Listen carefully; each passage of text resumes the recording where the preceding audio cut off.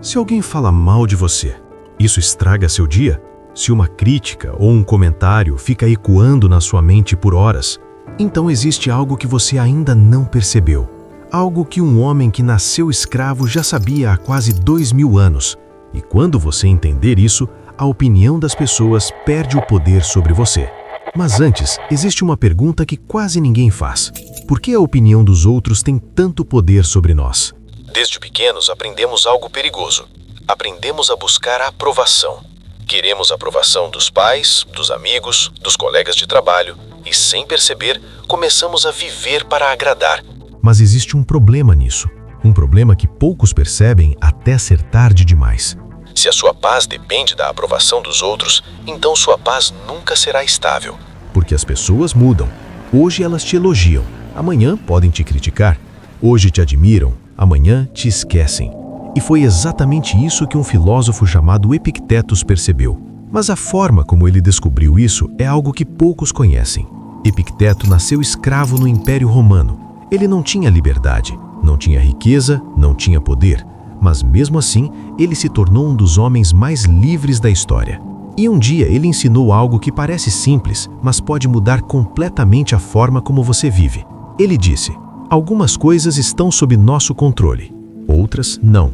Parece óbvio, mas aqui está a parte que quase ninguém entende. A opinião das pessoas não está sob seu controle. Nunca esteve. E quando você tenta controlar o que os outros pensam, você começa a viver em uma prisão invisível. Mas existe algo ainda mais profundo nisso. A maioria das pessoas acredita que sofre por causa das críticas, mas os estoicos sabiam algo diferente. Eles sabiam que não é a crítica que causa sofrimento, é a interpretação. Marcos Aurelius escreveu em suas meditações: você tem poder sobre sua mente, não sobre eventos externos. Pense nisso por um momento. Se alguém te critica, existem duas coisas acontecendo: a crítica e o significado que você dá a ela. A primeira você não controla, a segunda é totalmente sua. Mas existe um detalhe que torna isso ainda mais libertador, e quase ninguém percebe isso. Aqui está uma verdade que pode parecer dura. A maioria das pessoas está ocupada demais pensando em si mesmas para realmente se preocupar com você.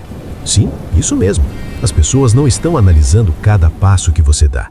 Não estão julgando cada palavra que você diz. Na maior parte do tempo, elas estão presas nos próprios problemas, nas próprias inseguranças, nos próprios pensamentos. E quando você percebe isso, algo muda, porque você entende que estava carregando um peso que nunca precisou carregar. Mas existe ainda uma última peça dessa filosofia, a peça que transforma essa ideia em liberdade real. Os estoicos tinham um exercício simples. Sempre que alguém te criticar, faça duas perguntas. Primeira, isso está sob meu controle? Se não estiver, não vale sua paz. Segunda pergunta, essa crítica contém alguma verdade? Se contiver, então é uma oportunidade de melhorar. Se não contiver, então é apenas a opinião de alguém. E a opinião de alguém não define quem você é. Esse simples exercício muda algo profundo. Você para de reagir automaticamente e começa a escolher sua resposta. E é nesse momento que algo interessante acontece. Você começa a experimentar algo raro no mundo moderno. A verdadeira liberdade não é fazer tudo o que você quer. É não ser controlado por tudo o que acontece. Quando você deixa de depender da aprovação dos outros, algo poderoso acontece. Você se torna mais calmo, mais firme, mais livre. Porque agora sua paz não está nas mãos das pessoas. Ela está na única coisa que realmente pertence a você, sua mente.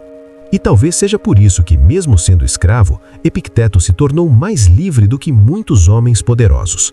Então, da próxima vez que alguém te criticar, lembre-se disso. A opinião dos outros não é uma prisão. A prisão é acreditar que ela define quem você é. E os estoicos descobriram algo simples, mas profundamente libertador. A liberdade começa quando você aprende a governar sua própria mente. Se você gosta de conteúdos como esse, que traduzem sabedoria antiga para os desafios da vida moderna, inscreva-se na Gnososfera, porque aqui nós exploramos ideias que podem mudar a forma como você vê o mundo e, principalmente, a forma como você governa a si mesmo.